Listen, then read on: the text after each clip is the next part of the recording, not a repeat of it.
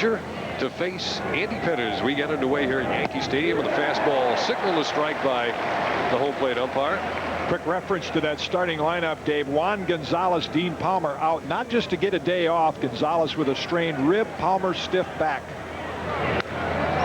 Pettitte right around the plate. Jim Leyritz catching today. What this sets up, this makeshift Ranger lineup, is with Andy Pettitte having the best pickoff move in the American League, and the Rangers have a lot of speed in that lineup with Frazier and Buford and Greer and McLemore. Johnny Oates, the most speed he's ever had on any team for him. I talked to Johnny before the game. I said, if this fellow Lou Frazier gets on first base, he takes a lead. He's in another zip code sometimes. It'll be interesting to see if he gets there. When Andy Pettitte throws to first, he'll take off to second. He gets as big a lead as anybody in baseball.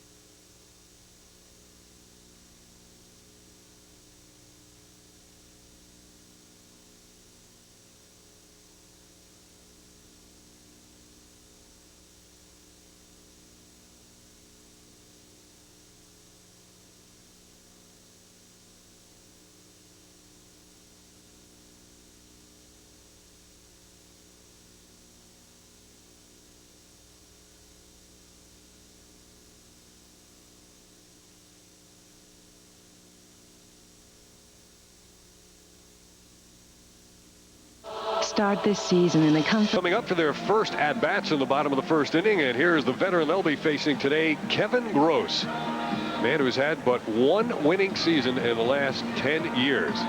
He's an innings eater, but a lot of hitters have been eating him up over the past 10 years. A well-traveled Kevin Gross with the Phillies, the Expos, the Dodgers, and Texas. And here's the lineup he'll face from the Yankees. A lot of late changes in this one. Bernie Williams moved up to lead off in place of Wade Boggs. Tino Martinez struggling but hitting second. Paul O'Neill hits third. The cleanup man is Ruben Sierra. Then Jim Leyritz, Mariano Duncan, Andy Fox, Gerald Williams, and Derek Jeter.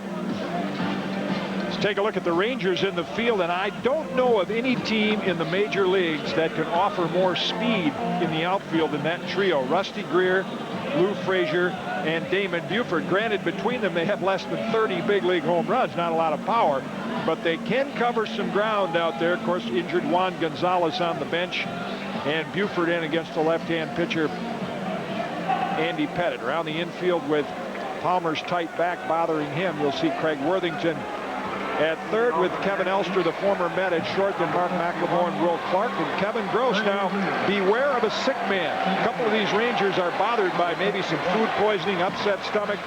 Gross has not been feeling well. It was doubtful his start just prior to game time, and oftentimes when guys are like that, they come up with a supreme effort. Have they pinned down the source? No, there's a combination of, some say it's the flu, and because it's affected so many of them, they think it might be some food that they all partook of. Johnny Oates, second season with the Texas Rangers. He's had 4 consecutive winning seasons. Bernie Williams looks at the breaking pitch. Bernie off to his typical early season, well, I guess you could call it a slump. He's not hitting for an average. He's had a pair of home runs. In fact, Bernie's only 1 for his last 14. Just about 15 minutes before the game, Bernie moved up to the leadoff spot when Wade Boggs asked out with a right hamstring that was a little tight. Yeah, the good news, bad news when you start looking at some of those batting averages like Bernie Williams and Tino Martinez is every time the Yankees score 4 runs, with the exception of yesterday's game, they win. They've been doing it primarily with some good starting pitching, waiting for the bats to heat up. Gross misses, so the count now to Bernie is a ball and 2 strikes.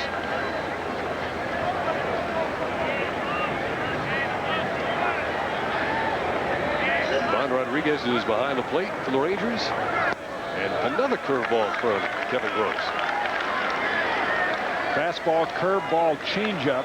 Dick Bosman, the Ranger pitching coach, as Tino Martinez waits on deck, does not teach the split finger fastball or forkball. A little too tough on the arm to suit him. That is caught at second base, and a perfectly timed leap by Mark McLemore. And who can play the outfield and the infield. And he just timed that leap perfectly. Boy, you're right on with the timing, because this ball off the end of the bat looks like it might be hit a little harder than it really was. And McLemore waited. Watch him wait and just time that leap. Anything but that good timing. Bernie's got a bloop single. Looked like he took one of those NBA jump stops and then left the ground. Hanging in the air like Michael Jordan. Now Tino Martinez. And here's a man who's hitting .088, but he's moved up to the 2nd spot in the Yankee lineup. And I wonder why that could be. Why would Joe Torre take a power hitter like Tino Martinez?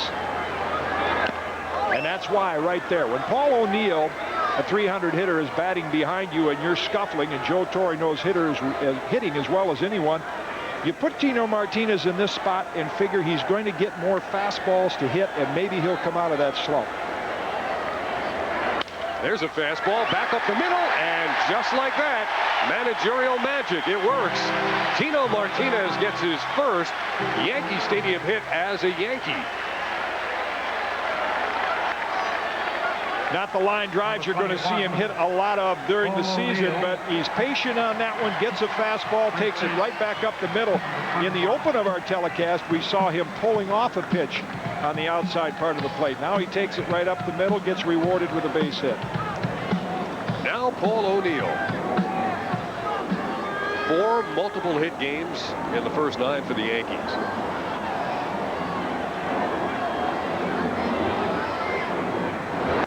And the fastball from Gross is high. However, last year after 9 games, O'Neill had 3 home runs, so he's looking to go deep for the first time.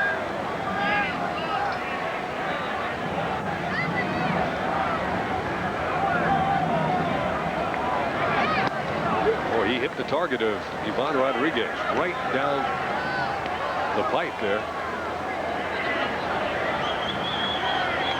Here's how the Rangers play it defensively. Pretty straight away and fairly deep in the outfield, as you'd expect. O'Neill can use the entire field.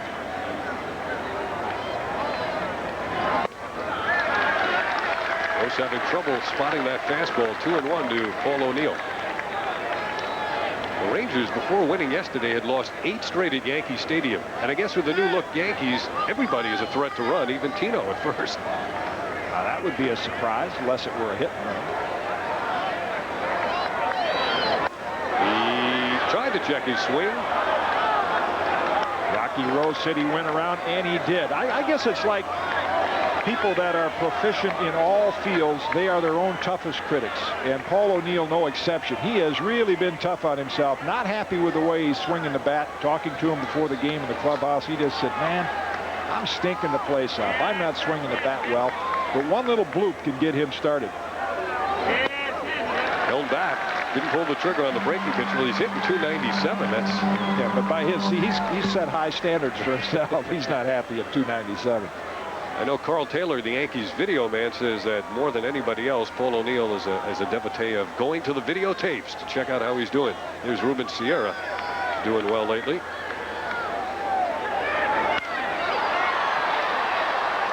Well, he watched that pitch into the strike zone before he offered at it.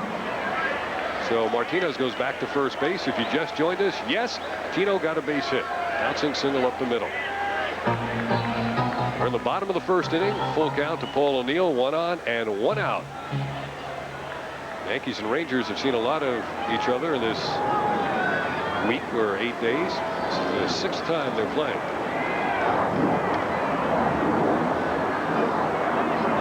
Runner is going, and the pitch is down low and inside, and O'Neill draws a walk. So the Yankees have a threat here in the first inning against Kevin Gross and the Texas Rangers. A lot of respect for Paul O'Neill early in the ball game. 3-2 count instead of challenging him with the fastball. Gross tried the breaking ball and missed with it. An early opportunity for the Yankees. Now Ruben Sierra, his 2 home runs ties him for the club lead with Bernie Williams. Ruben, the former Texas Ranger. And already the chant of Ruben, Ruben.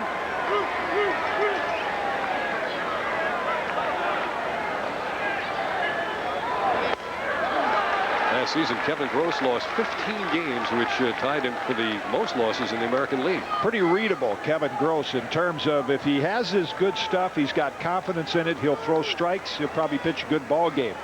If he doesn't, he starts to nibble, walks a lot of people, loses the ball game. No middle ground with Kevin Gross.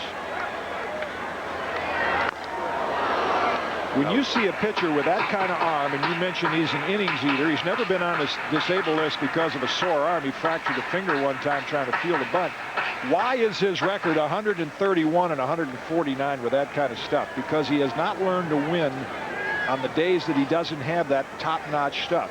So when he has it, he wins. When he has pitched a no-hitter in his career, when he doesn't, he's a losing pitcher. Has not gotten as much out of his stuff as he should.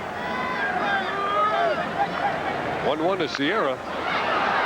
Gross will have to field it and make the play to first. And holding first base was Will Clark to get the put out as Martinez moves to third, with Paul O'Neill now down to second base. So the runners have moved over, not the typical Ruben Sierra at bat. But you can notice how Gross does not bounce off the mound and almost throws that ball away. And I think his actions tell you that he is not 100% physically. Mentioned the possible food poisoning, feeling under the weather, and his actions are not real quick out there. He's struggling. And at 6'5", you have to bend down a long way to pick that one up, and that's always an area of the field where some pitchers have a problem throwing to first base. Jim Leyritz, they called him Mr. April, and he has about as high a batting average as anybody in the major leagues in the month of April. And Joe Torre making sure he gets in the lineup enough times because of that. Catching today, playing left field, DHing on occasion. He called him a mistake hitter. He stands well off the plate. Bat's always moving. 2-0 to Leyritz. So does he sit on a fastball here? Most hitters do. You won't see many hitters that look breaking ball on 2-0. And see how far off the plate Jim Leyritz is, and then he'll dive into the pitch. That's why you see him get clipped on that forearm oftentimes with inside pitches.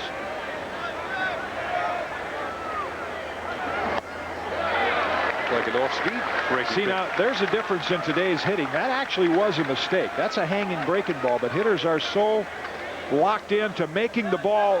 Look how high this pitch is. I mean, it's going to come in up above the belt, and see, that's a hittable pitch. But hitters today are so conscious of making a pitcher get the ball down and hit the low pitch, they take that one. There's the fastball at 3-0. That's a pitch that, say, 15, 20 years ago, if a right-hand hitter got that kind of, you'd be rubbing up a new one. I mean, that baby would be out there in the outfield somewhere. He certainly wouldn't let it go by. Just a change in hitting philosophies. Well, they say you guess the pitch and you guess the zone. He was definitely looking lower. And there he chased one that was below the knees. That's a pretty good indication there of the hitter being conscious of the low ball. Most breaking balls and strikeouts are on breaking balls out of the strike zone. A lot of good breaking balls in the strike zone are hit, but it's the ones that look like they're going to be strikes, and then the bottom falls out and hitters commit and swing through them. Well, a full count with 2 on and 2 out here in the bottom of the first inning. And time granted to Jim Leyritz at the plate.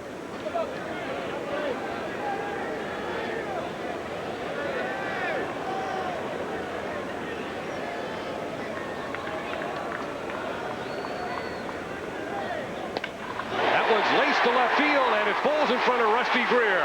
Here comes the second run as Greer bobbles it, and the Yankees take a 2-0 lead, and at second base, Leyritz snuck in behind the shortstop, who did not realize that Leyritz was hung up about 15 feet from the base. Now there's your mistake. That's a breaking ball about thigh high, and he just gets enough of the bat on it. Greer bobbles it, and the 2-run score easily, and McLemore figures, well, Leyritz isn't coming into second, and he gets caught napping. I've heard of the hidden ball trick, but never the hidden slide. Can't handle a true hop. And Leyritz, who would have been out by a good 15 feet had McLemore just turned around. Now, McLemore should have had some help from one of his infielders saying, here comes the runner. And Leyritz got by with that one. Unbelievable. The Yankees jumped to a 2-0 lead. Greer bobbled it, and then McLemore had his back to Jim Leyritz, who was just hung out to dry about 15 feet from the base. Mariano Duncan now, and the Yankees in the lead 2-0. That was another hanging breaking ball, and Duncan a little bit late on it. Mariano was slated to be the Yankee starter in left field today, but at the last minute, with Boggs asking out, Andy Fox went from second to third, Duncan went from left to second, and Gerald Williams went to left field. 2-0 Yankees, bottom of the first.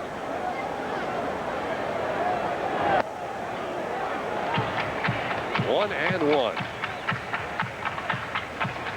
Just for scoring purposes, they did charge Rusty Greer with an error. Doesn't take any RBIs away from Leyritz, but that's how he was able to advance to second base, was on the Greer bobble.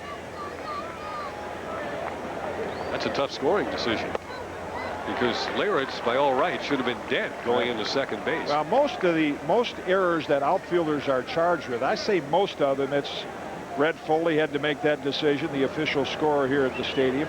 Even when you see an outfielder make a good throw and it bounces off the runner, he gets charged with the error. That's just one of the downsides of official scoring, and outfielders often come up on the short end of that. Good pitch on the outside part of the plate. 2-2 to Mariano Duncan. He's hit in 6 games in which he's played as a Yankee, all 6.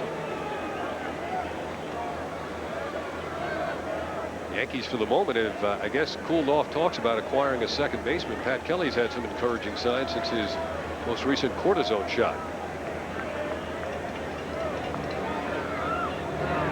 Now, one of the reasons they've cooled off is Carlos Garcia of the Pirates is playing so well, and the better he plays, the price goes up. Bob Watson's still on the phone and talking to the Philadelphia Phillies about Mickey Morandini and the Pirates' Carlos Garcia. But if Pat Kelly's news is encouraging, as you mentioned, and he could get back soon, then the Yankees would not be quite so eager to make a deal. Now Duncan couldn't resist swinging at that high breaking pitch, and he's thrown out by the shortstop Kevin Elster. But the Yankees come up with 2 runs. The bobble allowed the second run to score, but they should have had Leyritz at second base. After 1 at the stadium, the Yankees 2 and the Rangers nothing. Yankees take a 2-0 lead to the top of the second inning here at the stadium. Andy Pettitte is on the mound. If you've joined us along the way, he struck out the first 2 batters he faced, and then Mariano Duncan on a sliding stop at the edge of the outfield grass threw out Will Clark. So it was a 1-2-3 first inning worked by Andy Pettitte. And he'll face Mickey Tettleton to lead off the second inning. Fastball for a strike. You think Mickey Tettleton, you see the home run total. You do not think of some of the more well-known home run hitters in the major leagues, but he is right up there. This one is right up there as well, but it's right up the chute. Bernie Williams with a long run, loses his footing, and that's going to be a 2-base hit for Mickey Tettleton. Bernie kind of overran it, and then the feet went out from under him. Well, I don't know what kind of footwear Bernie's got on today, if his spikes are deep enough, but all the players have talked about the condition of the field. It's in good condition, but it's very soft. The outfield and the infield dirt, it's a very, very soft field, and he comes in right there, tries to stop, doesn't get any traction. And timely that we were talking between innings about scoring decisions. Mental errors, the McLemore play at second where he didn't tag the runner, and there again is a case of a very catchable ball that ends up being a gift 2-base hit. Well, I'd hate to lose a no-hitter on that one. Yeah. I mean, nothing Bernie could do about it, but who should be punished, the outfielder or the pitcher? Bernie seemed to get a late start on that, and then, in effect, overran it. Greg Worthington, a late insertion into the Texas lineup when Dean Palmer asked out. Little stiffness. Pettitte with a 1-ball, 1-strike count to Worthington. Ooh, look who's back on the scene. Kenny Rogers, after a quick trip to Florida. He's back in the Yankee dugout, but still has yet to pitch. He pitched in Clearwater, Florida.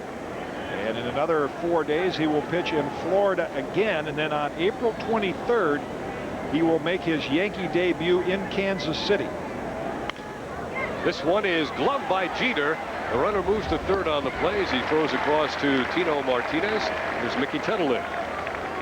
So Derek Jeter with a good jump moving to his left throws out Craig Worthington. Nice base running by the veteran Tettleton, not known for good speed, but see, as soon as that ball was hit and it was hit to his left side, he reads the ball and he says, I can make it to third. That's good.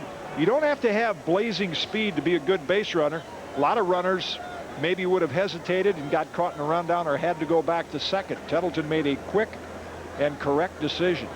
Rusty Greer now with a chance to have the Yankee lead, which is 2-0, and he does just that as he lines the pitch into center field for an RBI single.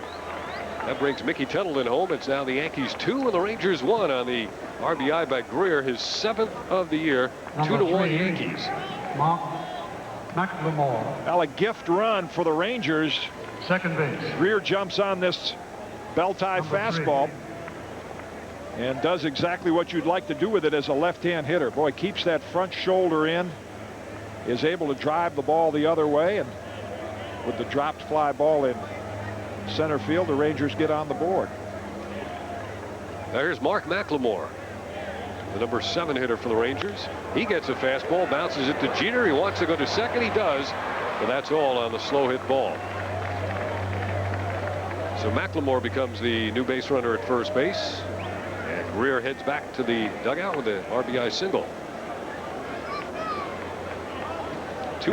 Haven't seen Andy Pettitte use that pickoff move yet, but here again is a situation where you would anticipate the Rangers might try to run 2 outs. Get Damon Buford to lead off the next inning. The Rangers are the only team in the major leagues yet to be caught stealing. They're a perfect 12 for 12. Oh, Andy bends that curveball right into the strike zone. That is impressive. It's also a good pitch to steal it. Looks at the runner and throws home. A lot of pitchers, lefties, get into a pattern. They'll look to home, throw to first, look to first, throw to home. Here's the move by Andy. And obviously from Andy's results, 12 pickoffs, he does a good job of mixing it up. So a runner like Mark McLemore cannot read that.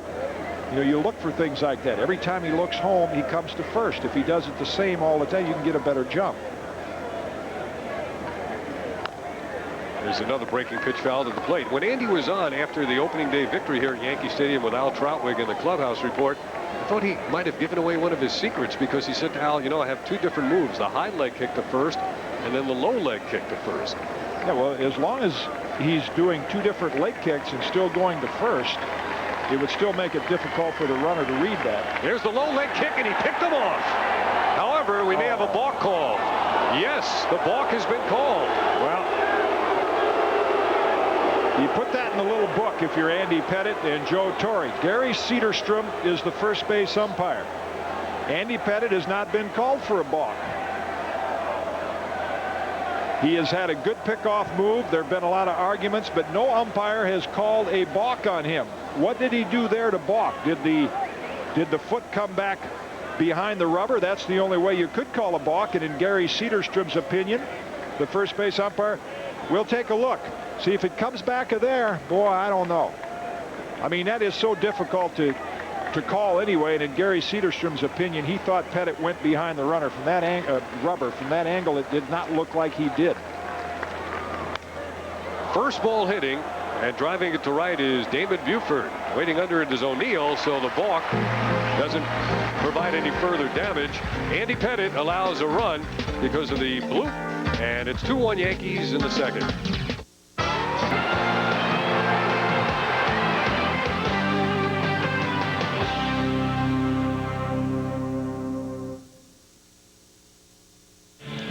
2-1 Yankees. We go to the bottom of the second. Joe Torre came out between innings, talked to first base umpire Gary Cederstrom.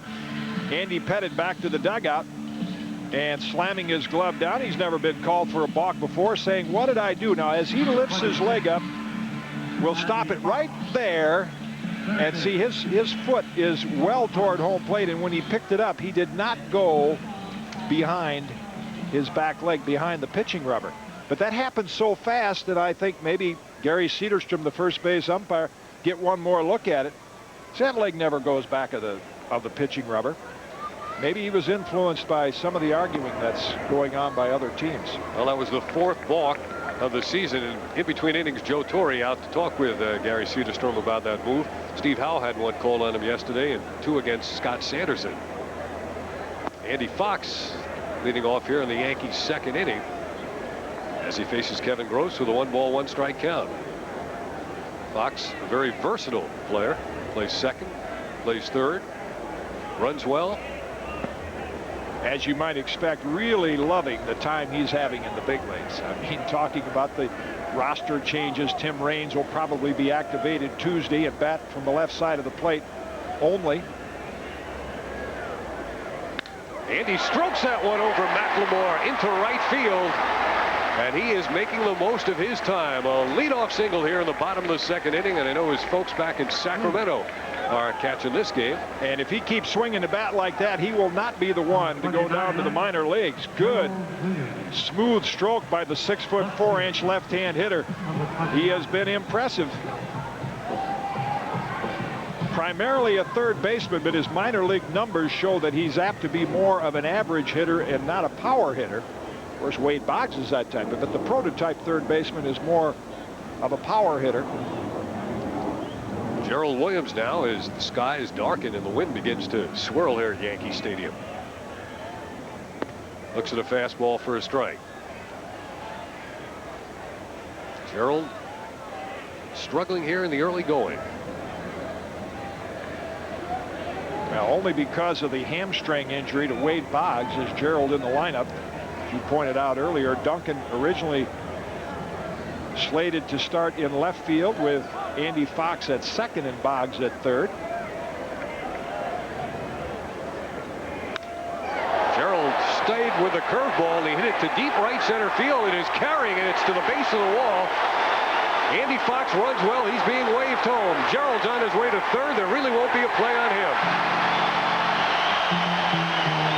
Gerald Williams hitting a curveball to deep right center field for a triple that scores the Yankees' 3rd run. 3-1 New York. A great reward for Gerald Williams. He had to face some awfully tough right-hand pitching early in the year when he started against Dennis Martinez and Oral Hershiser, but here he gets a breaking ball from Gross out over the plate and drives it to right center field. Buford runs out of room, and Fox reads the ball off the bat and sees that it's not going to be caught, and he scores easily. McLemore hesitated just a second on that relay throw. Williams never broke stride and got to third base. That ball carried very well off the bat of Gerald Williams. 3-1 Yankees as Jeter bats with nobody out and a runner at third base. Going back to the Yankee lineup, Dave, some fans might say, well, where's Deion James? They got him to play left field against right-hand pitching. He is bothered by a hyperextended elbow day to day, not able to play today. That's going to be a tough break for Deion. I mean, he could be vulnerable too if Tim Raines comes up hitting left-handed. He could be disabled, and the other possibilities, of course, would be number 3 catcher Jorge Posada or Robert Einhorn. Could be ticketed to minor leagues when Raines arrives. Here's Gerald leading off third. Jeter gives that breaking pitch a real good look. Boy, what discipline he has shown. He is near the top of the league, second to Dave Hollins. There's a lot of fathers and sons and families on hand today. In on-base percentage, over 500, drawn 7 walks.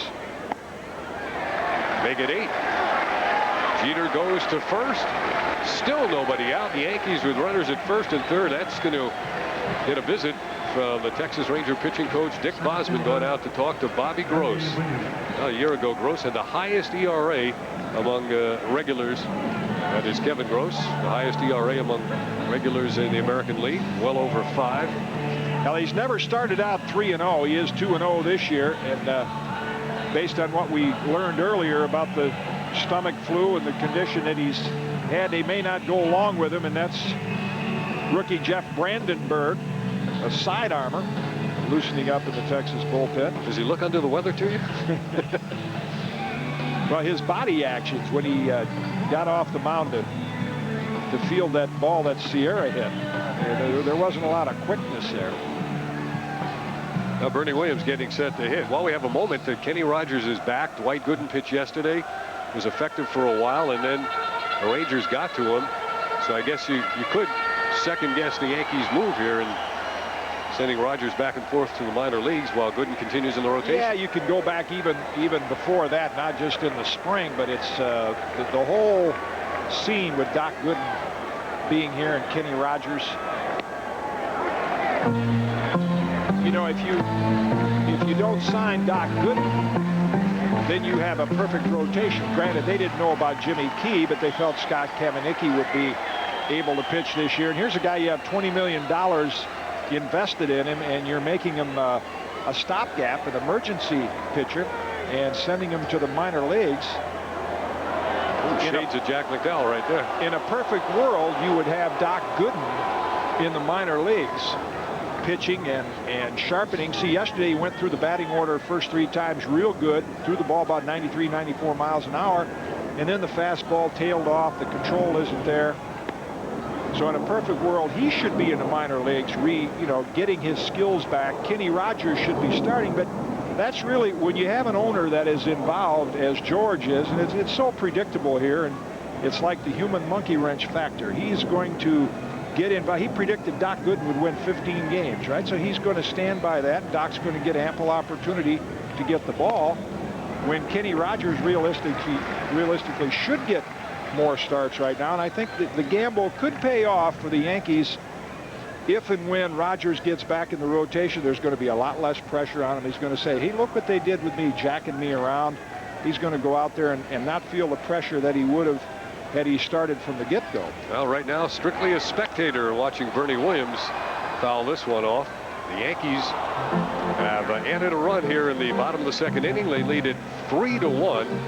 Nobody out, and Derek Jeter will walk back to first base. And look for a sign at the same time. Another indication of Joe Torre's aggressive National League style baseball. Yankees have already stolen 10 bases, only been caught 3 times. And a lot more attempted hit and runs as well to stay out of the double play and get the infielders moving. Bernie hit the ball well his first time up, lining out to second base. Sitting now in a 2-2 pitch. Tried to backdoor him, and that one's outside. So Gross again has a full count.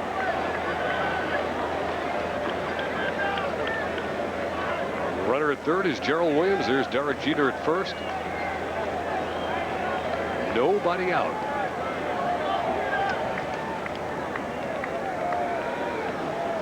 Kevin Gross struggling here against the Yankees in the bottom of the second inning.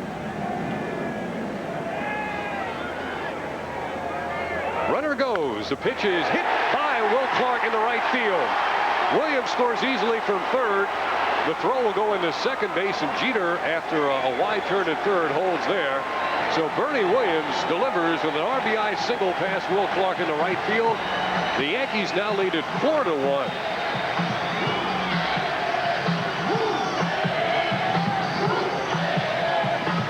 And Gerald Williams, who tripled and drove in a run, getting congratulations in the Yankee dugout, and Kevin Gross. Another good at bat off a breaking ball by one of the Yankee hitters. Gerald Williams took the breaking ball to right center field. See, here's a breaking ball in the strike zone. Mentioned a while ago where those breaking balls in the strike zone seem to be hit more than the ones that drop out of it. And the Yankees have capitalized on a lot of those hangers here in the first couple innings. Tino Martinez got in the hit parade. He singled up the middle his first time up. He's hitting in the number 2 spot in the Yankee lineup. Ball 1. Martinez had his first Yankee Stadium base hit as a member of this team. Now he has a chance to pick up his first RBI of the year. Still nobody out. Lined at Rusty Greer. Jeter tags, and he will score. And Tino Martinez, after the base hit his first time up, finally has his first Yankee run batted in. And the fans applaud him for his efforts. Got a few of them off his back. Yeah, he lost about 15 pounds in 2 innings. He feels a lot lighter. Got 2 fastballs, one for a base hit and one for a line drive sacrifice fly. Yeah, that's when you know Tino Martinez is starting to swing the bat well, when he takes the outside pitch the opposite way and doesn't try to pull that front shoulder off the ball. 2 good at bats for Tino. Had a visit with the Yankee video man Carl Taylor, who showed me that Tino was actually keeping his shoulder in, but his hips were opening up, and that was causing him to be out ahead of a lot of pitches. And now, as a number 2 hitter, he's seeing more fastballs. O'Neill takes one for a strike. 1 out here in the Yankees' second inning. They have a 5-1 lead, and Bernie Williams definitely a threat to go at first base.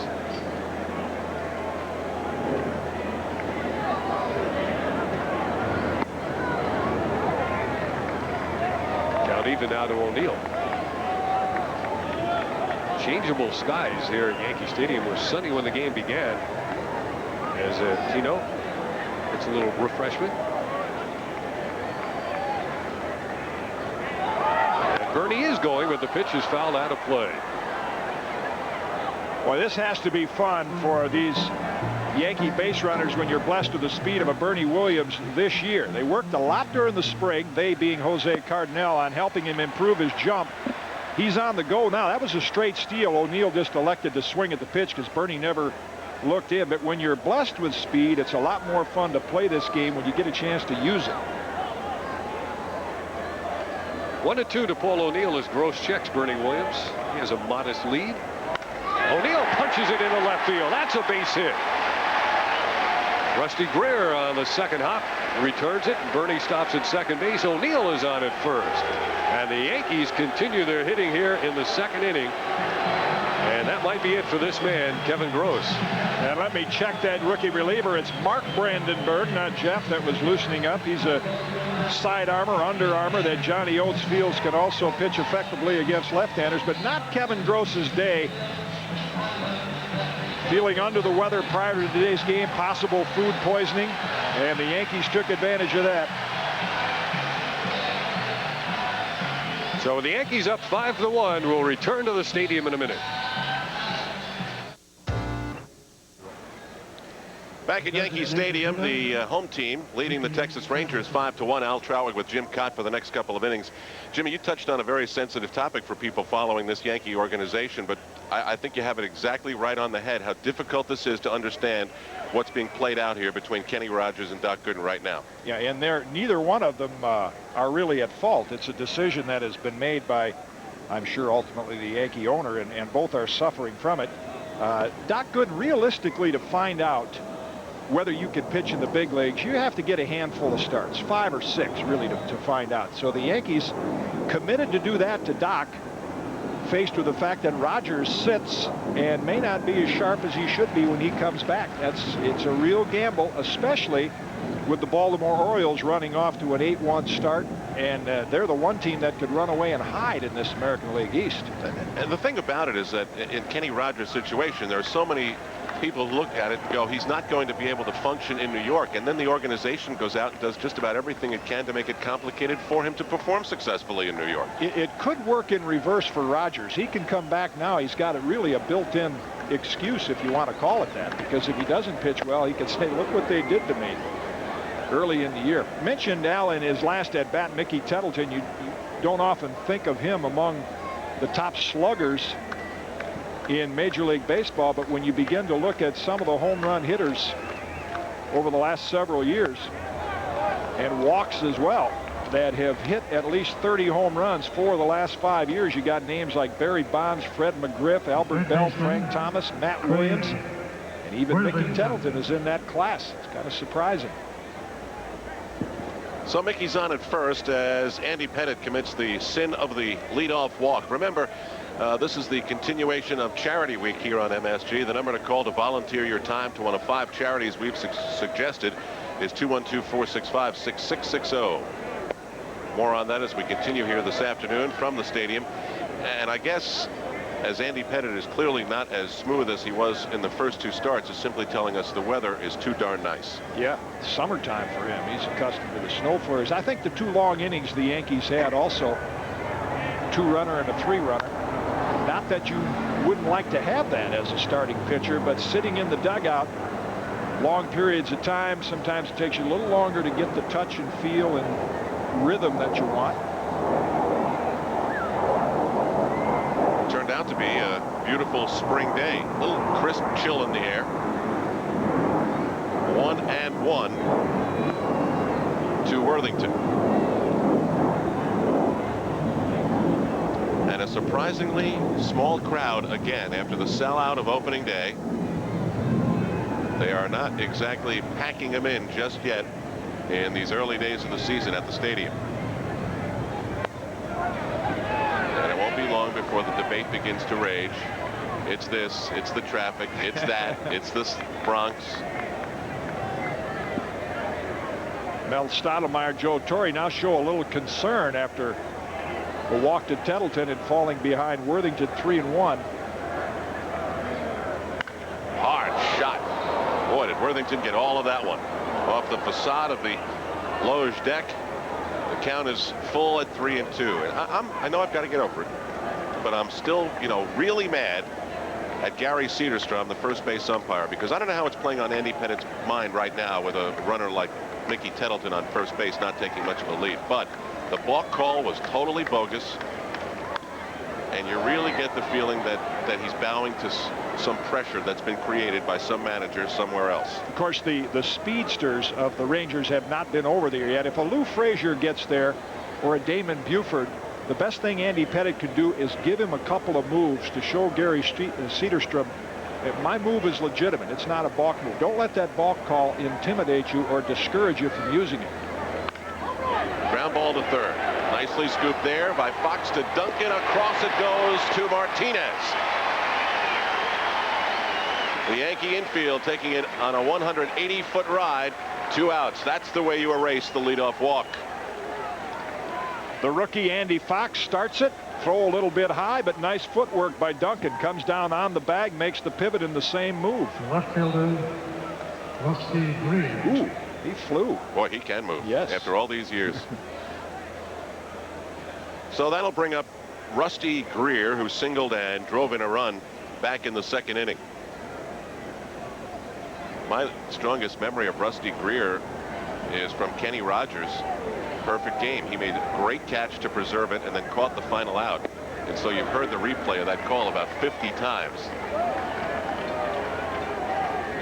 Greer hitting an even 300. Texas Rangers with the 2nd best record in all of the American League. Bad news for the Yankees is the best record resides in their division. The Baltimore Orioles with outstanding starting pitching from Messina and Merker, Scott Erickson, David Wells. Here's a well-hit shot, deep and gone. Andy Pettitte, lucky for him, they got that base-clearing double play. Watches Rusty Greer hit the home run. It is a 5-2 ball game here in the 4th. And they cheer as the fans reject the home run ball of the opponent. They throw it back onto the field. So Rusty Greer, with the bases empty, hits it to the 2nd deck. In right.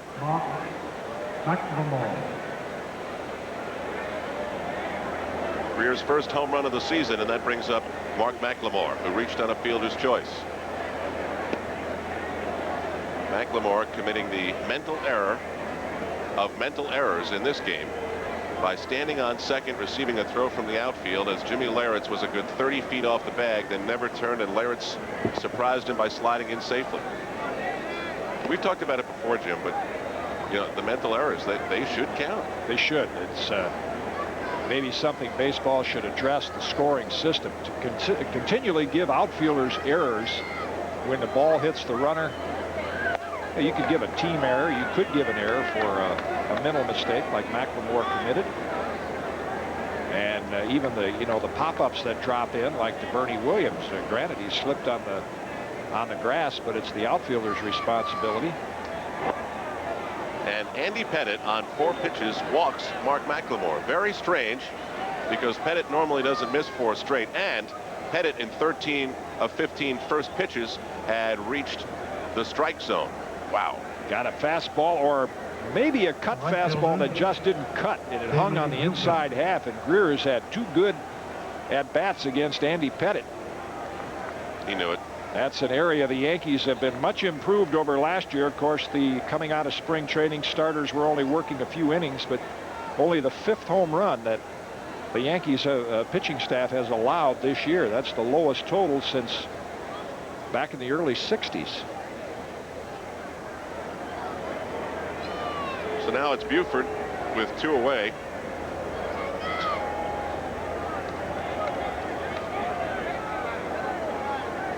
He's the 17th batter to face Andy Pettitte, and only the 5th to look at ball 1, but the 2nd consecutive. And out comes Mel Stottlemyre from the Yankee dugout. Not a good sequence nor inning for Andy Pettitte. Just change the rhythm a little bit. That's all this visit is for. Sometimes Andy Pettitte is a fast worker, which you really appreciate if you play in the field or if you're a pitching coach like Mel Stottlemyre. But sometimes with a big lead, you work too fast. The pitching coach comes out, just slow you down, get back into a little different rhythm. And if you have followed Andy Pettitte's career, you know how competitive and intense he is. And sometimes in situations like this, he tends to fight himself more than the guy in the batter's box. Mel Stottlemyre just trying to settle him down a little bit and change that rhythm, slow him down some. 5-2, Yankees lead it. We're in the top of the 4th inning. Al Trautwig along with Jim Cott, Dave Cohen back later, of course. And Buford looks at another ball, 2-0. So the effect of Mel Stottlemyre's visit not yet felt.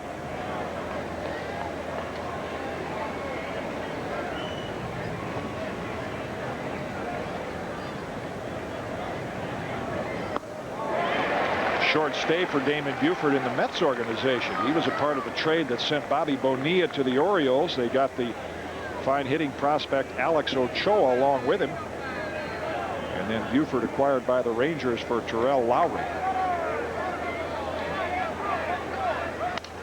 Broken bat, short shot to center field. Jeter out, Williams in.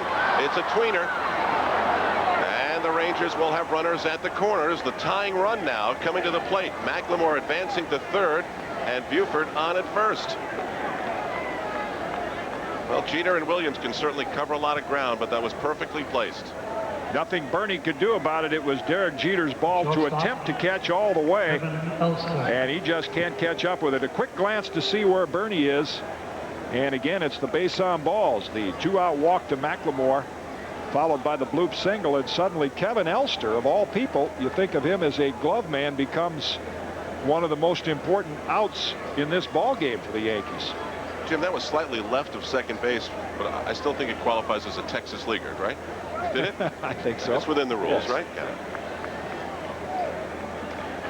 So here is Elster, once with the New York Yankees for a spell. Pettitte misses with a breaking ball outside. Again, ball 1. So this is not a good sign and inconsistent with the way he's pitched here today in the previous 3 innings.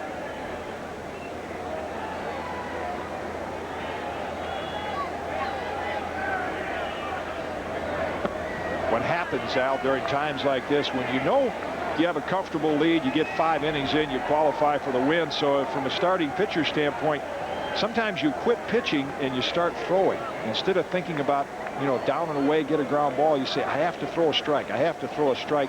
And that's the toughest time to throw one. In for a strike.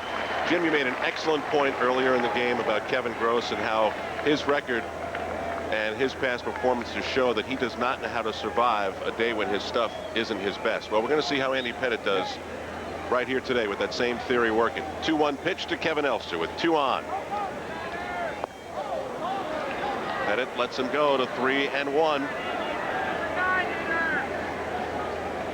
Top of the order on deck. That's Lou Frazier. Sounds like he should be a boxer. The Lawrence-Pettitte tandem working again here in the Bronx.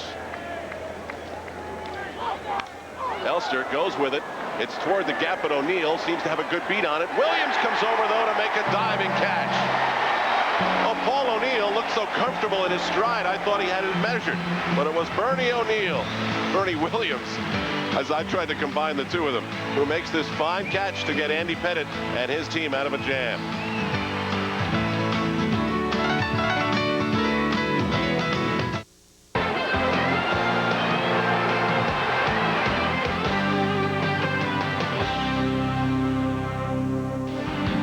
Yankees lead the Texas Rangers 5-2. Andy Pettitte getting out of what could have been a big jam in the top of the 4th inning on a great catch by Bernie Williams in center field. Starting things off for New York in this bottom half of the 4th inning is Tino Martinez, who got his first Yankee Stadium hit in pinstripes and now has to deal with his average. Right up the middle, Joe Torre's a genius, batting him second and out of what would be his normal position, and Tino responds. What's interesting about the game of baseball, Al, you look at the box score and you don't realize just one play like that can turn the entire game from a win to a loss. See, a little miscommunication maybe between Paul O'Neill. I think Paul felt that the ball was really going to carry a lot farther. It had a little of that topspin on it. Bernie reacting quickly makes a nice diving catch. And Jim, the same way I believe that mental errors should be counted as such, I believe that there should be a system whereby the scorer can give a guy a little gold star for plays that are outstanding. You're gonna revamp this whole system, aren't you? We'll see hockey. O'Neill golfs one that is foul. And don't they have the 3 stars in hockey? Yeah, but I'm talking star? like in college football, where they get all the Buckeye stickers on the back of their helmet for great play. They should have that. Sure, give Nick Priori a bunch of those little some little mini NY stick them on the cap every time you're making fun of me now, and I'm serious. At the end of the year, Bernie would have, say, like 56 gold stars, and that's going to drop in for a hit for Paul O'Neill, who last year would have had, you know, a fair number of gold stars too. And now I'm not talking hits. I know. I'm talking defensive plays that turn a game, or smart play on the base pad, something intangible. You're not buying it. Well, fine, that's fine. Just throwing it out I there. think it's nice to put in your scorecard, and I think Bernie's agent will put those down, but I don't know if we can make it a part of the official scoring system. Just when I thought you were a man for change, you're backing down on me a little bit here. It's just that I think to be able to tell what's a gold star and what's ordinary is going to be a little too difficult. Here's Ruben Sierra,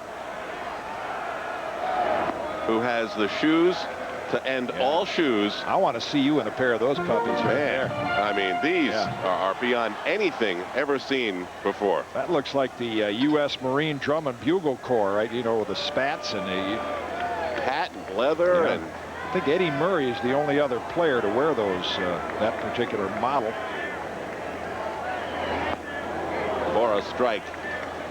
And Ruben still getting some reaction from his elaborate, showy home run trot that he displayed in his home run this weekend against the Rangers.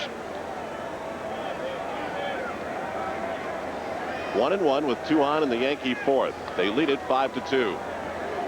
That's the beauty of Bill Webb, by the way. You mention something, you get 6 angles of it. Mention the shoes, we see them from everywhere.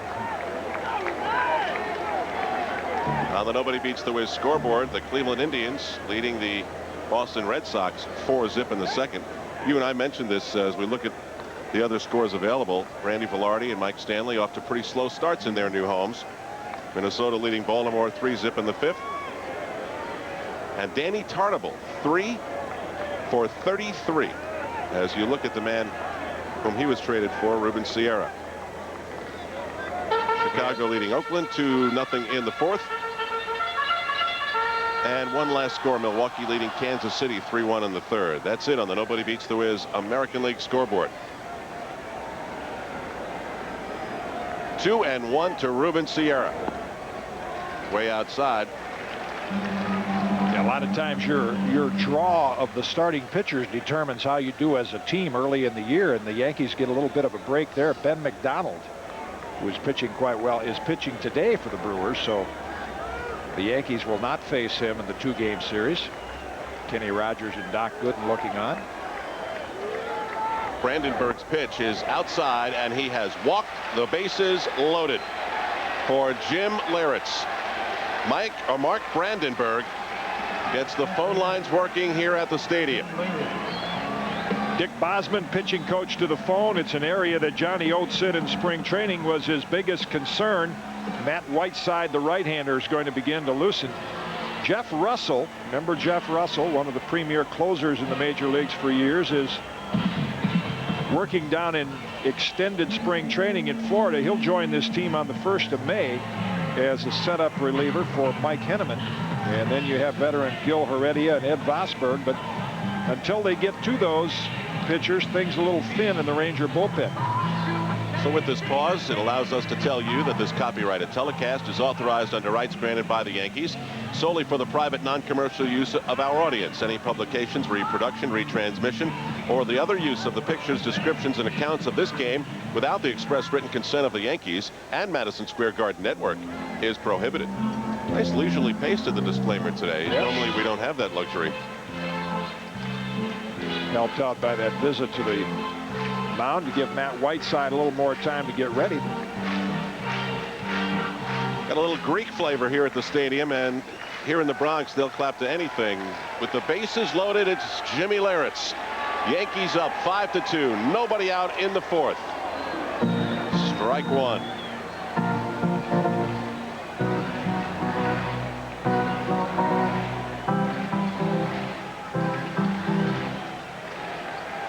Leyritz has already driven in 2 with a double back in the 1st. That got the Yankees going. Reaches for one, and he's in an 0-2 hole here. Started off with Tino Martinez. He led with a single. Then Paul O'Neill did the same thing. And then Ruben Sierra walked. As we carry you around the diamond, and Jose Cardinal, the first base coach, checks in with Sierra. This will be an 0-2 delivery for Jim Leyritz from Mark Brandenburg. From Mark Brandenburg.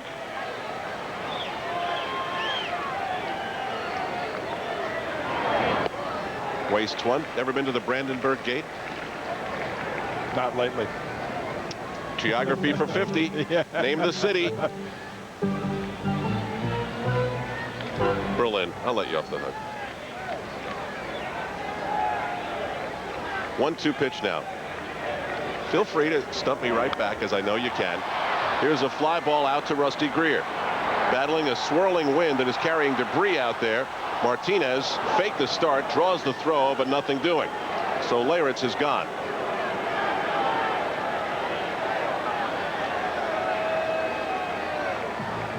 And you can see that flagpole out in center field. The flag is wrapped all around it up top. It tells you the wind has changed directions a few times this afternoon. Yeah, even though it looks oftentimes like the flag is blowing in, but the ball will carry. And Willie Randolph not going to take any chances there with Tino Martinez at third base and nobody out.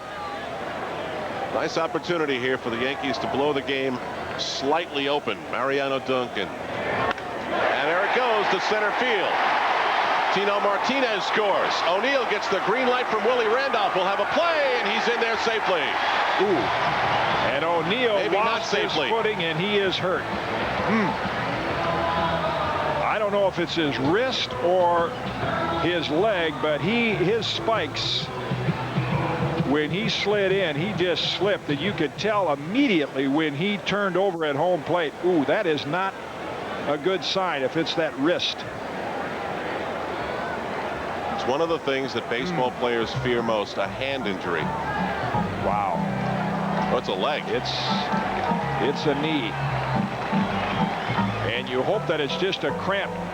Watch when he starts the slide and immediately reaches for the knee. Well, Well, we don't have to underline the importance of this particular moment in this Yankee season. Last year, one of the symbols of the Yankee season was Jimmy Key shutting his season down. We certainly hope that this replay is not one of the symbols of the early part of this Yankee season.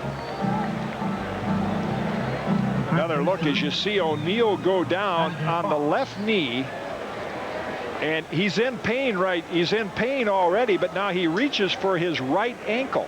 Now, whether that caught the dirt on the slide, because he slid on the left leg and reached for the right ankle. I'd like to see that one more time, because I think you see the ankle after the impact wobble in the air as if to say something's not right. Yeah.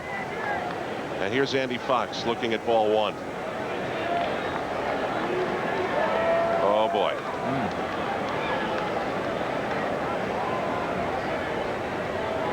Paul O'Neill, one of the RBI rocks of this Yankee lineup. Watch it here. After the impact, notice the ankle. That's Tino Martinez scoring the first run, and Brandenburg backing up. Now you'll see O'Neill come into the picture shortly. We'll see in a moment. 2 balls and a strike to Andy Fox. It is 7-2 New York, and there is a very uneasy fans quiet here at the stadium. Fans are tuned in. New York fans more than any fans, even with a 7-2 lead. They are very aware of the severity of what just happened at home plate. I always think that the quietest places in the country can be crowded elevators, and that's about what this stadium sounds like. There's the impact. Oh, yeah, you see the right ankle hit. The right ankle hits as the left leg hits, and that's where the spikes caught, and in all probability that ankle was twisted, sprained. Hope that's all it was. He went off in a lot of pain, and the pain was instantaneous. Yeah, you try to throw that lead leg up in the air. Note the right ankle. Just as Paul O'Neill starts his slide right about there, you're going to see that right ankle right there catch the dirt as he slides on the left knee, and then immediately he reaches for the right ankle. So you know when those spikes caught, he twisted it. 3-2 to Andy Fox. That's a difficult at bat for anybody, especially a young player, after one of the stars of the team has just gone down as he stood there watching just a few 10 feet away.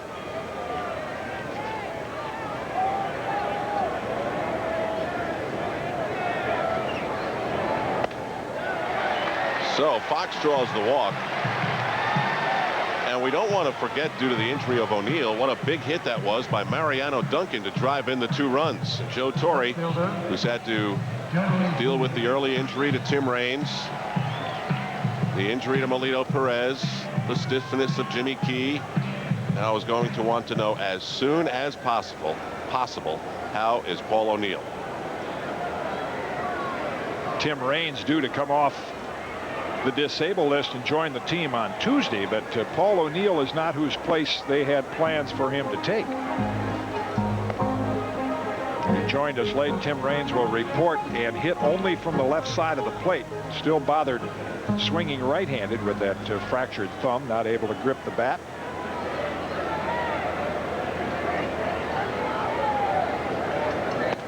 Certainly could mean a little more playing time for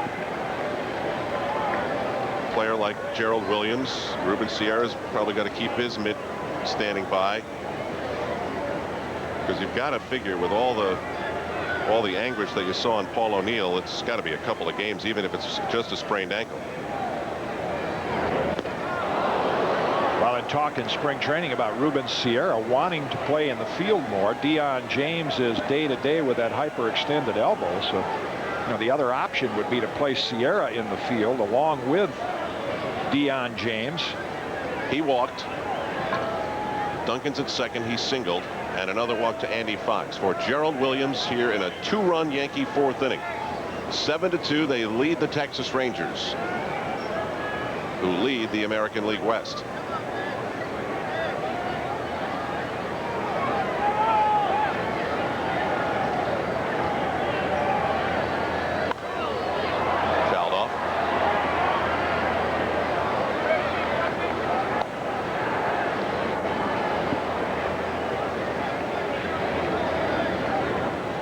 Gerald, last-minute replacement because of the tight hamstring of Wade Boggs, was not even penciled into the lineup today.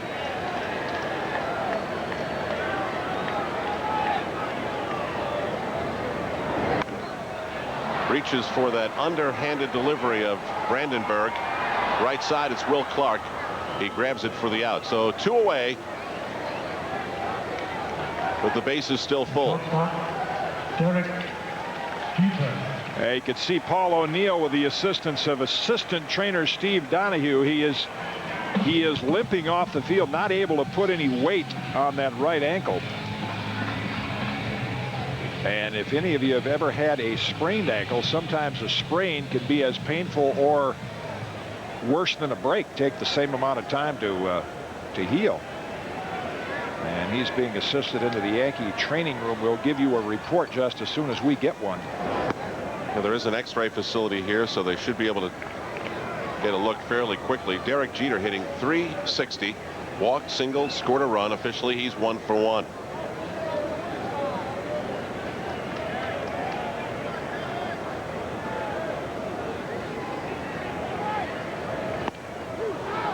In there for a strike. I think Derek's turning out just fine, don't you? Boy, I mean, he's got the perfect temperament, and he says all the right things, even on opening day after the home run. Or was he nervous? He said, hey, even Wade Boggs is a little nervous on opening day. And, you know, it's just one game. I haven't done anything special. He has handled himself perfectly. I was listening to Chris Chambliss talk to Derek Jeter while he was in the batting cage this morning during batting practice, and he laced a few opposite field line drives, and Chambliss said, bread and butter, bread and butter. Yeah. And then he popped up into left field, and Chambliss said, inning ender, inning ender. Like that. Yeah, he reached for it, and you know what?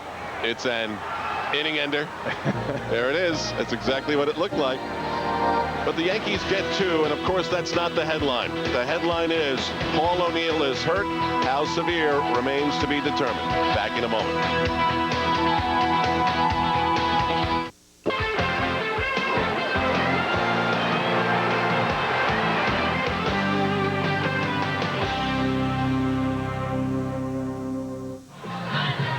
Yankees lead the Texas Rangers 7-2 as we welcome you back to the stadium. Al Troutwig along with Jim Cott and Janet Protas, who is on the board of directors of Special Olympics, one of the 5 very special charities that you can volunteer for in our extension of the Yes Make It Count program by dialing 1-212-465-6660. Janet, Jim, had a little problem getting to Yankee Stadium today. She went to the wrong stadium, didn't you, Janet? I was looking for a doubleheader. A new meaning for it. So she went to Shea and then just kept on going. Janet, thanks a lot for coming. Sure. Ground ball left side. Oh, and it's misplayed by Andy Fox off the heel of his glove.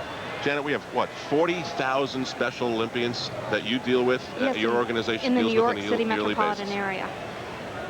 Tell people the kinds of things that they're going to do as they volunteer their time, as we're asking them to, and take part in things that are of the Special Olympics. Sure, we have a wide variety of operations or opportunities for individuals and corporations as well.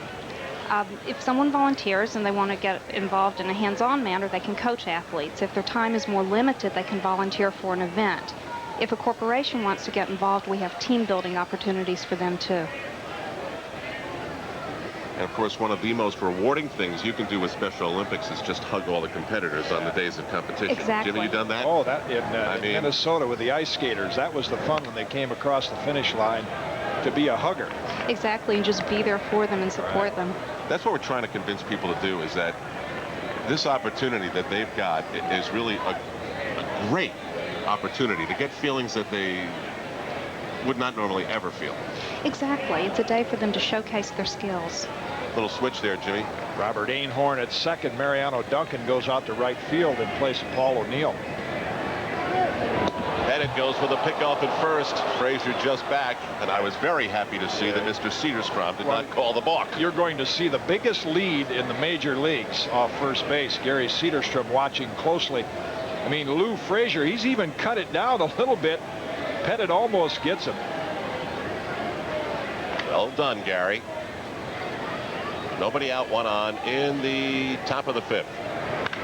Line shot. Look out, Andy. It took his glove off. Well, he's all right. This was almost a back-to-back nightmare for the Yankees, and that came right back at Andy Pettitte. What a job he did to get out of the way.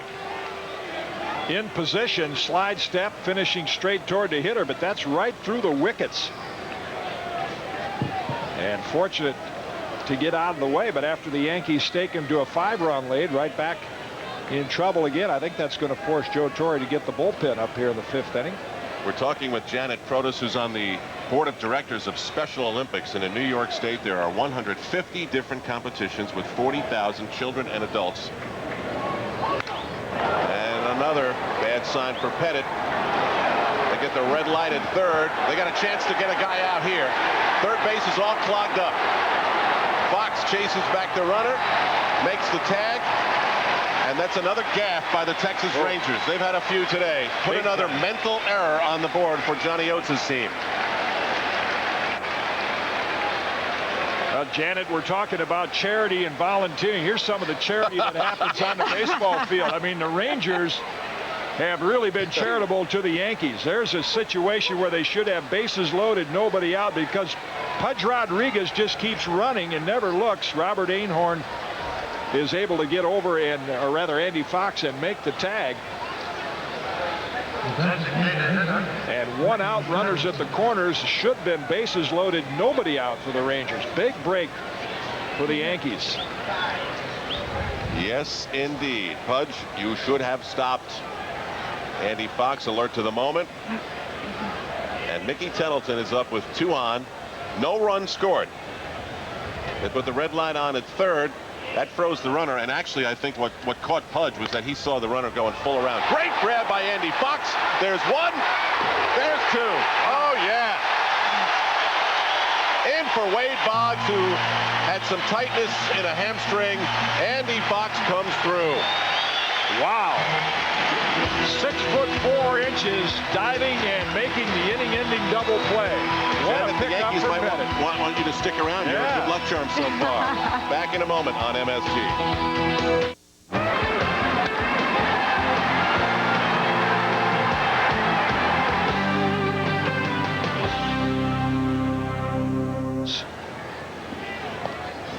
One and 2, but we will update you as quickly as possible on one of Chris Chambliss's prize hitters, Paul O'Neill, as to the severity of the ankle injury. McLemore backhand pick to Clark in time, and 2 down here in the Yankees 6th. Well, these Rangers can be a little frightening out there, can't they?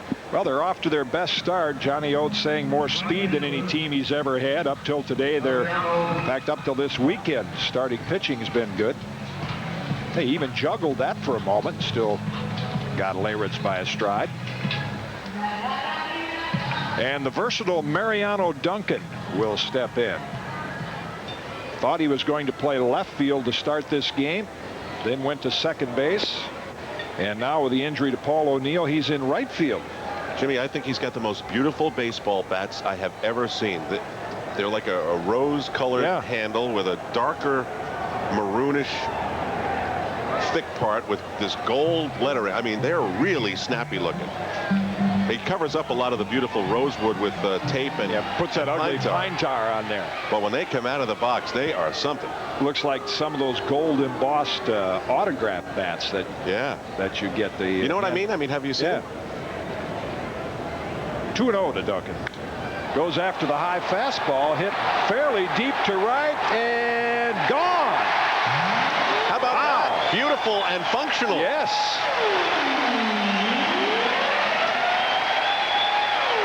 First of the year for Duncan. 8-2 Yankees.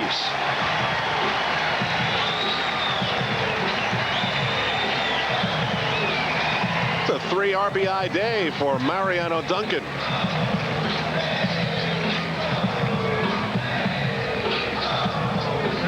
Eight to 2. Let's see, where did he go to get this pitch? Upstairs. Yeah, high and away in the stadium with that kind of power, you rub up a new one in a hurry. It's only 314 feet down the right field line. And Buford runs out of room. First pitch to Andy Fox is in for a strike. He's had a nice day. Got a base hit. Started that scintillating double play in the 5th inning that really bailed Andy Pettitte and the Yankees out of a jam. I mean, this score is 8-2, but except for Fox's play, we could be looking at a very tight ball game. Looped into left field, but that's a foul just outside the third baseline.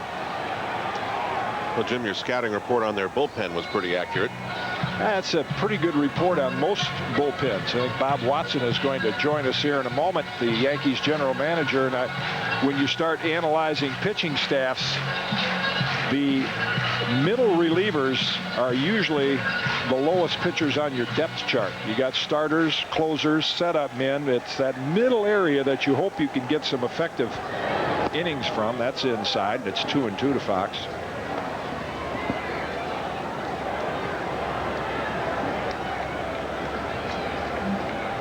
Now the sun is going in and out and in and out. Sharply, but right at Clark on one hop. Make the play himself. Yankees are down in the 6th. They add another on Duncan's home run. See you on the postgame show, Al. Dave Cohen returns, and we'll visit with Yankee general manager Bob Watson. 8-2 Yankees after 6.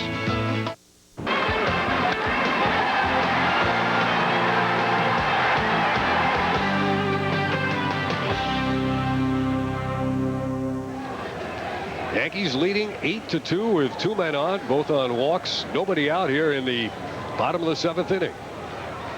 You mentioned the running game. The other thing that I like about it as a player is it heightens the hitter's awareness of swinging the bat and putting the bat on the ball. When you know there's runners on and the hit and run might be on, the guy's running, all of a sudden, and Joe Torre knows this as well as anyone from being an outstanding hitter, it makes you a little more aware of swinging the bat and making contact, and good things happen there. Your whole sense has risen another notch. You know, your concentration, you know, you're looking for signs, you know, your whole game comes up another notch.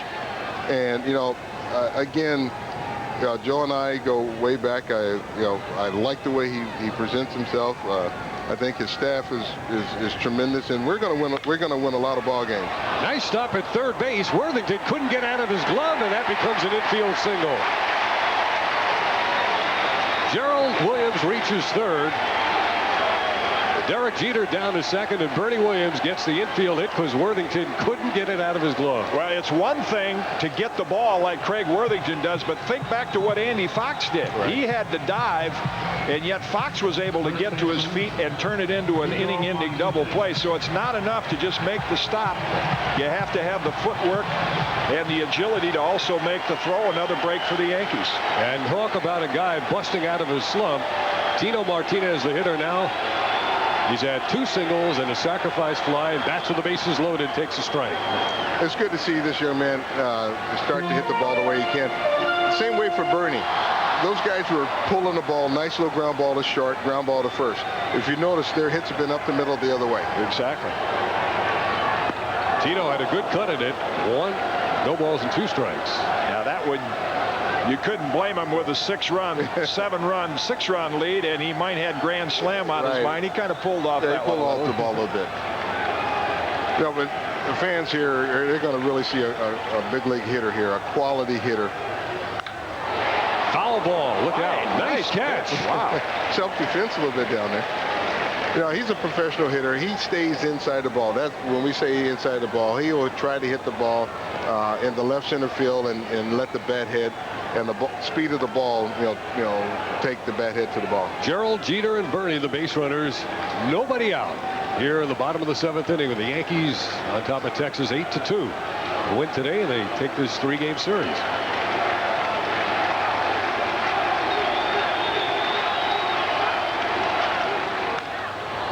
Tino will have new life to the plate after fouling that one off. Tino hitting in the number 2 hole today, and Joe Torre is coming out to talk to the home plate umpire, who doesn't realize that yeah, he's going to his mouth with his fingers. Joe's saying you can blow on your mouth, but oh, you can read his lips. Yeah, put his fingers in his mouth. Right. You can't do that. You can blow on your hands in this cool weather, but you can't put those fingers inside and maybe get a little something that would help that ball move. Now Joe wants some points with the fans. as he went out. Now the count is 0-2 to Tino. He held up.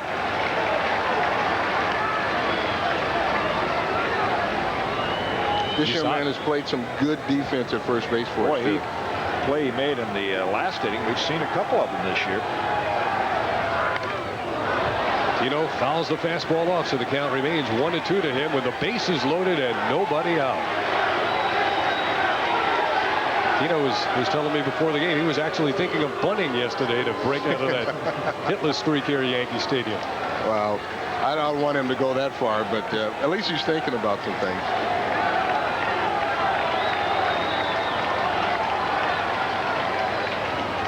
Ooh, that one was out of the zone and he fought it off. Got a hanger there. I was pointing out, Bob, a previous at bat that Jim Leyritz had. He took a lot of high pitches, chased the low, and that seems to be a change from even the days when you hit the. You didn't let one of those hanger-breaking balls go by. The ball's up there, up in the strike zone. All you had to do is hit it. You know, the thing of it is, they'll tell you, gee whiz, if I take it, Bob, it's a ball. Yeah. I said, if you hit it, it could be a hit or a home run. Yeah. Yeah, it's a little different approach to hitting today than it was when we came along, Jim. You as a pitcher, you didn't want to throw it up there. No. They still don't want to put it up there. Martinez hits it foul, and for his sake, he's hoping it'll carry into the stands.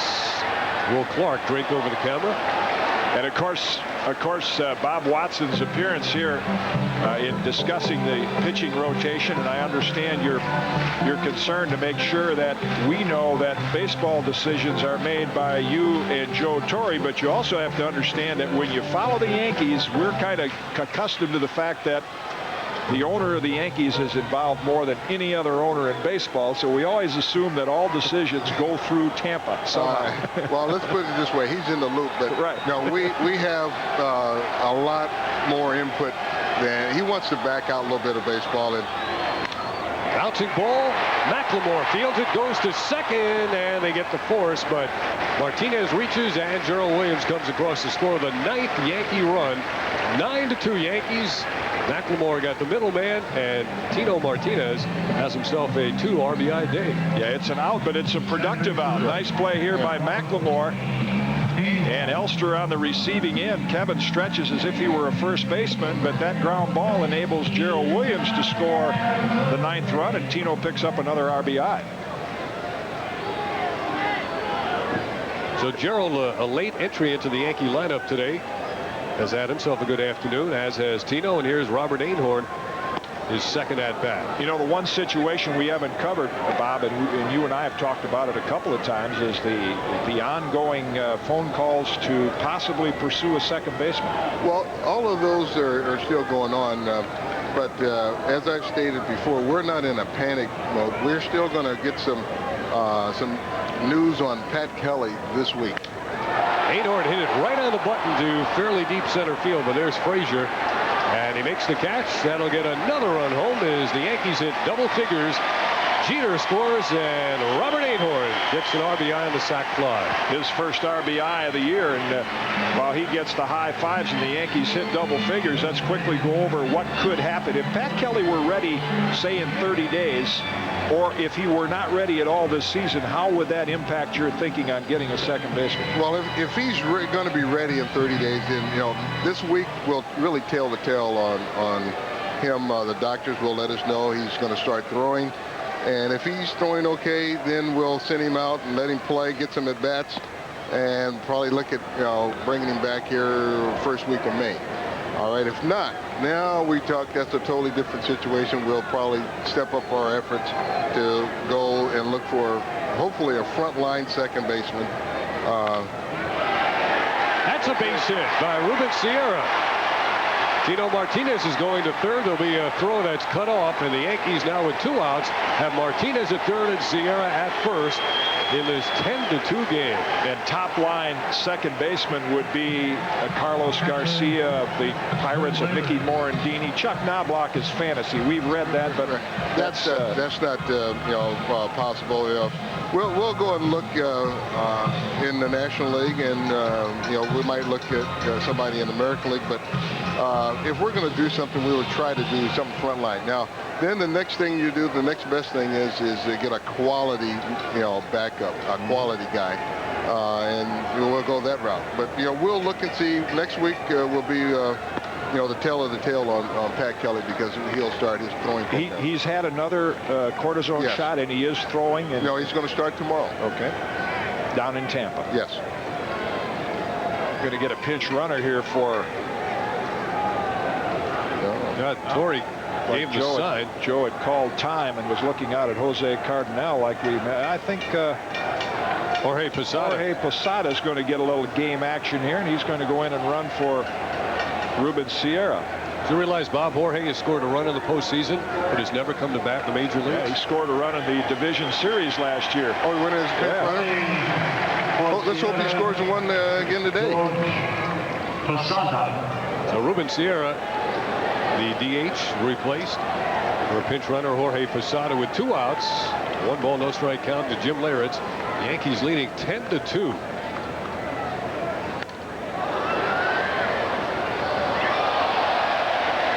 Crowd today a little bit better than yesterday. 20,181.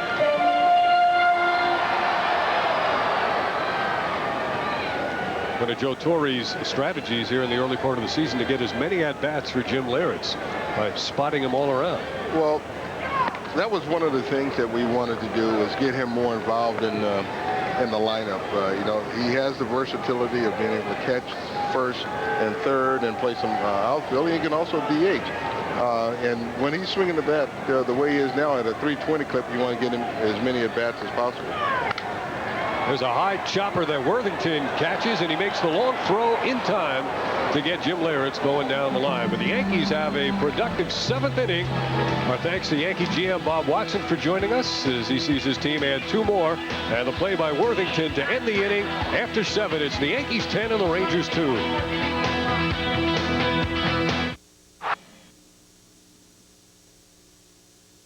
What to do with O'Neill? Andy Fox, the hitter now. Paul O'Neill's a left-handed thrower and a left-handed batter, and when he slides on his left side. And I've noticed a few times in the past when he comes home, he slides on the left side and tries to reach out with his left arm to tag home plate. And Yankee coach Willie Randolph was telling me a lot of players can't slide on both sides, and sometimes that creates a problem. Yeah, in fact, that's a good point, Dave, because I think most of the time, and I've never analyzed every player that slides, but most of the time, if you're left-handed, you slide on the right side. I always slid on my right side, and it was awkward to slide on your dominant leg, your left leg. And that may well be the case with Paul O'Neill, because he's a left-hander, and it was more awkward for him to slide on his left side, trying to avoid the tag of Rodriguez, and got those spikes caught. That might not be his natural sliding technique. I asked Pat Kelly last season, who's one of the better sliders on the Yankee team, how do you know which is your dominant sliding side? And he said, here's the trick. Sit yourself down Indian style on the floor, and whichever leg is underneath, that's the one you slide on. Deep right field off the bat of Gerald Williams and into the bleachers. Gerald Williams, who had tripled earlier, hits a home run here, and the Yankees continue to pour it on. 2 more runs score on the homer by Gerald Williams.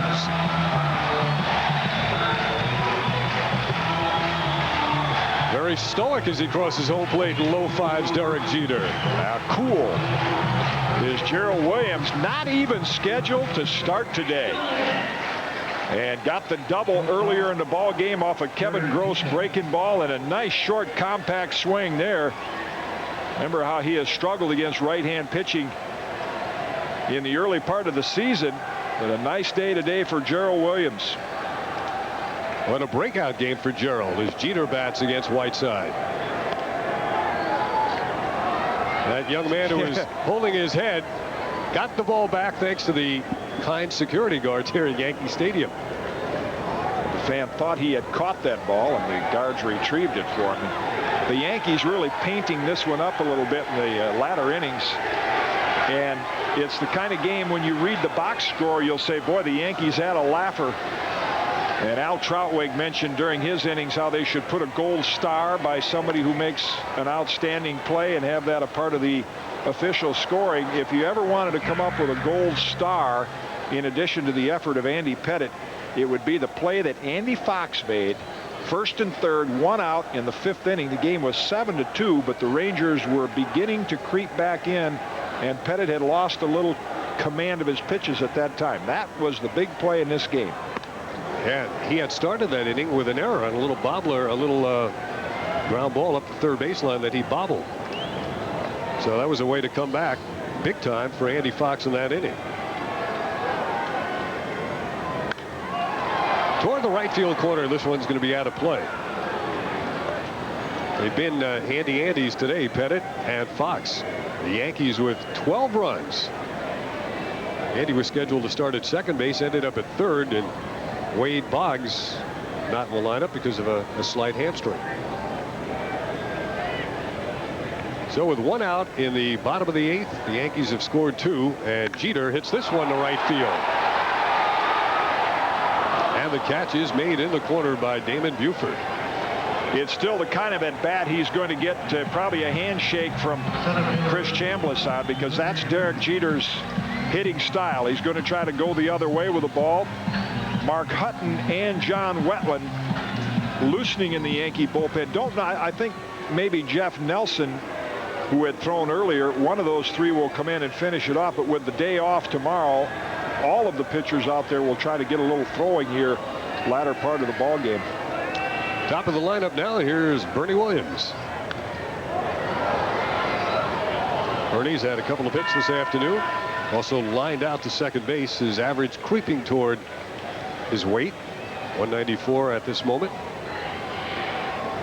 Bernie's average usually skyrockets after the month of May. And Bernie also made an inning-ending catch in the early part of this game that, in a 12-2 score, if it ends up this way, will go unnoticed by many. Rangers had 2 on and 2 out when he made that grab. Yeah, he's been involved in some interesting plays in the outfield. One in which his feet went out from under him and it became a double off the bat of Pettitte. One in which he was moving to his right and Gerald Williams cut in front of him to make a catch. And then the one where Paul O'Neill apparently had the play on the ball and Bernie came out of nowhere to make the catch. All in an afternoon's work here at Yankee Stadium. 12-2 is the score.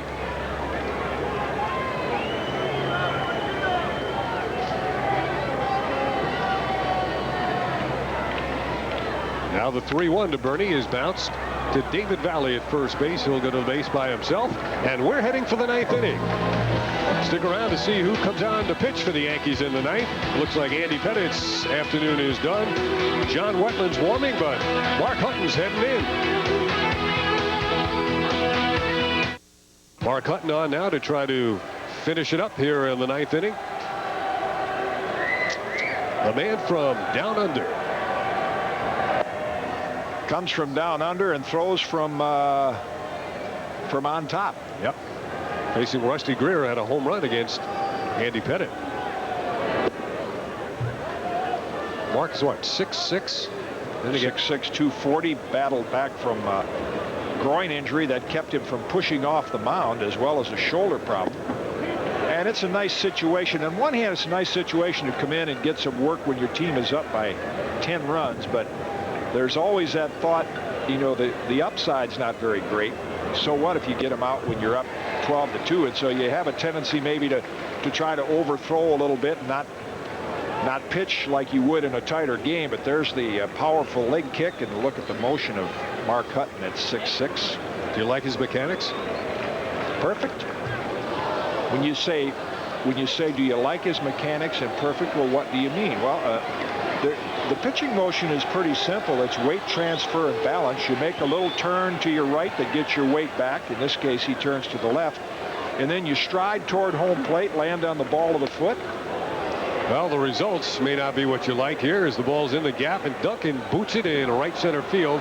Probably would have been a double anyway, and Rusty Greer is into second base to lead off the top of the 9th inning. Nice day by Rusty Greer, the Ranger left fielder. Single and a home run against Andy Pettitte. Remember a few years ago when the Hammer, Bob Hamlin, won the Rookie of the Year. Rusty Greer was just behind him in the voting and made the last catch in Kenny Rogers' perfect game. Catch the last out of the game. Kurt Stillwell now for his first at-bat. Former Cincinnati Red came into the game defensively in the previous half inning. Cincinnati back in the mid-'80s had more #1 draft picks out of the amateur draft. Kurt Stillwell being one of them. And the Reds had to make a decision. Who do we keep at shortstop, Kurt Stillwell or Barry Larkin? And at the time, that's how highly rated Stillwell was, that they thought he might be the Reds' regular shortstop for a long time. Stillwell was actually in a National League All-Star game. He played for the National League and then found himself out of a job, sent back to the minor leagues. Barry Larkins of the world will do that to you, even if you're an all-star. Oh, tough pitch. On the inside part of the plate, Jim Leyritz back there. I think Kurt knows there's a famous street in Brooklyn named after him, Stillwell Avenue. There's the movement on Mark Hutton's fastball, comes back across the inside corner. That near where Ebbets Field used to be, Stillwell Avenue? Down near Coney Island. The end of the train line. Warren Newson out to pinch hit next.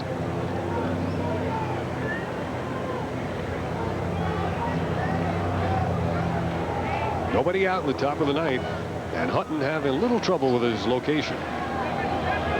That's going to bring Jim Leyritz out to talk to him.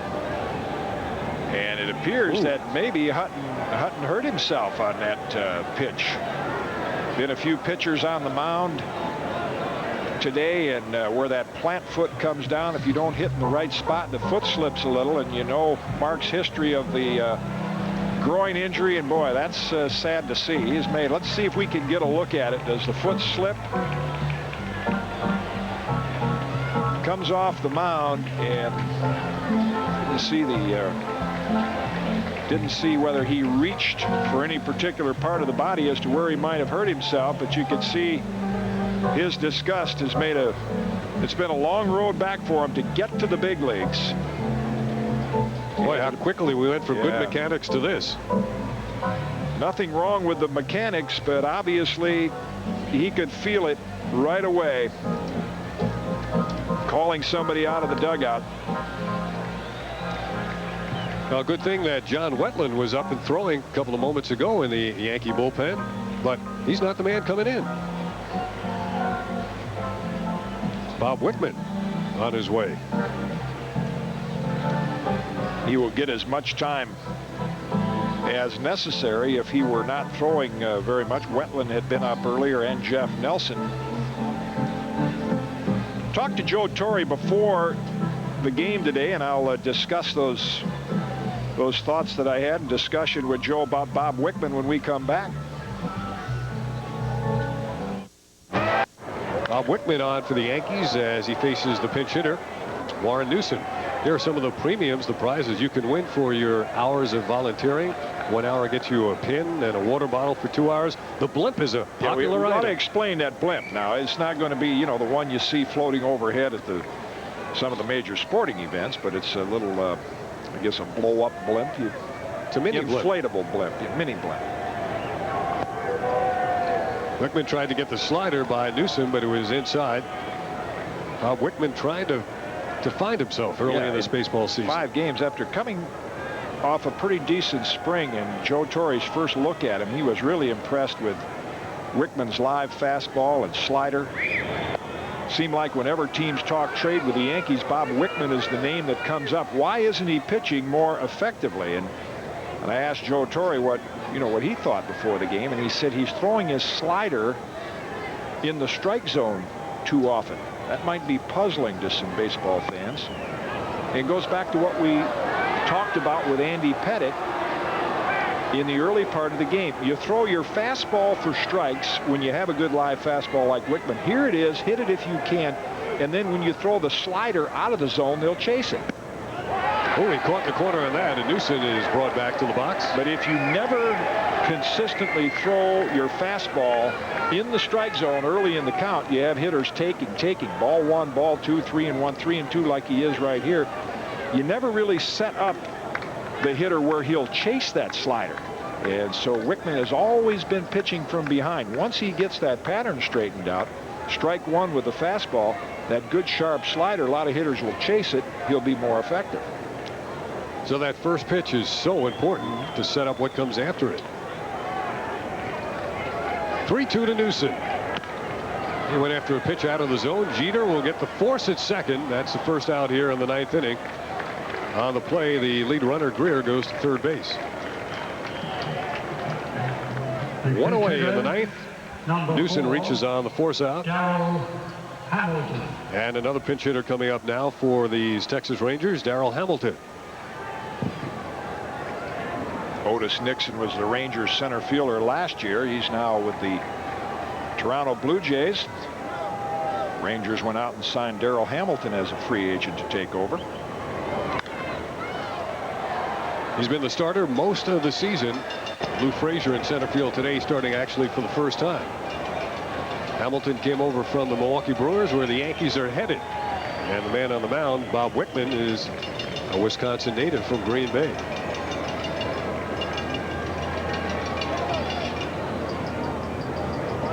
Bob never wears the baseball undershirt. And that game coming up on Tuesday, 6:30 is the time for Yankee Scorecard here on MSG. One away in the 9th. Yeah, when you look at that time, that is a bit unusual, because that's 5:30 Central Standard Time. The Yankees are going to play a 6 o'clock game on Tuesday night, and then a 12:15 game on Wednesday afternoon. That means it'll be 30 degrees instead of 25 by moving it up an hour. Whitman's still having troubles finding the strike zone. 1 ball and 2 strikes.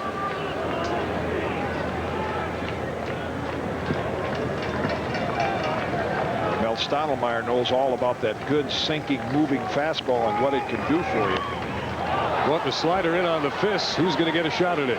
Leyrit's called. He makes the catch. That's 2 away.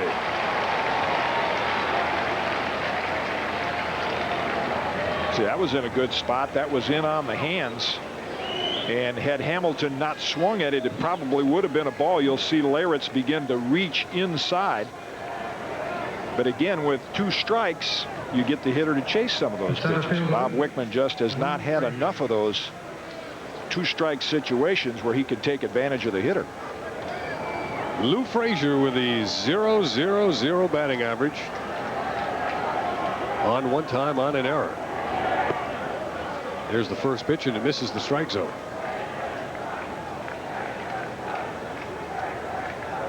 Well, with a 12-2 lead and 2 outs, here's a guy you want to go right after and not be too cute. Ground ball. Jeter with a dive, but he can't get it. It's a base hit, and the Rangers will get their 3rd run. Lou Frazier gets his first base hit of the season, his first run batted in. Rusty Greer across the plate. Now the Yankees 12 and the Rangers 3 with 2 outs in the 9th inning. Andy Pettitte stands to get the win. Kenny Rogers is hoping soon to get a start, and Jorge Posada there on the bench just would like to get an at-bat in the big leagues. Ivan Rodriguez. Ivan Rodriguez now, as the Rangers still have life here in the 9th inning.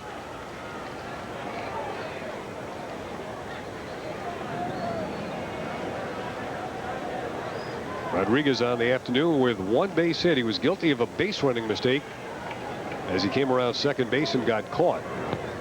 Again, Wickman starts out with a pitch out of the strike zone.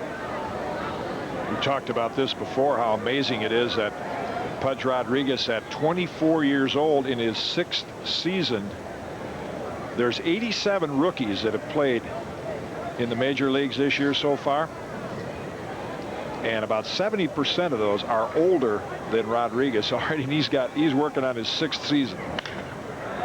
Deep in the hole, Jeter goes to second, and that's your game. Derek Jeter to Robert Ahorn to get the final out of this one. Andy Pettitte walking out to congratulate his teammates, goes to 3-0, and here at Yankee Stadium he's now 10-2, and Joe Torre's Yankees take 2 or 3 from the Texas Rangers. That matches Mike Messina, the Orioles. Brad Radke of the Minnesota Twins. Yankees will probably see him on the upcoming road trip, who also have 3 wins, and ex-Yankee Sterling Hitchcock off to a good start with the Mariners is 3-0. Wow, big numbers put up by the Yankees today as they get 12 runs on 15 hits. And they easily defeat the Texas Rangers in a game that was costly for a while in terms of the injury suffered by Paul O'Neill, the sprained ankle, which leaves him day to day. Mark Hutton also injured in the 9th inning, but the Yankees leave the field to the cheers of the remainder of this crowd of 20,000 as they defeat the Rangers 12-3. We've got lots more to come your way here on MSG from Yankee Stadium right after these words.